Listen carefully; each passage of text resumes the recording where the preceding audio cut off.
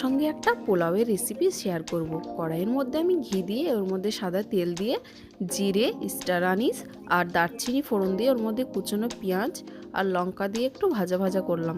তারপর ওর মধ্যে কুচনো আলু আর গাজর দিলাম। আলু গাজরটা একটু ভাজা হলে ওর মধ্যে টমেটো মটরশুঁটি দিয়ে একটু নাড়াচাড়া করার পর হলুদ গুঁড়ো লঙ্কা গুঁড়ো দিয়ে নেড়ে ধুয়ে রাখা বাসমতি রাইসটা দিয়ে দিলাম।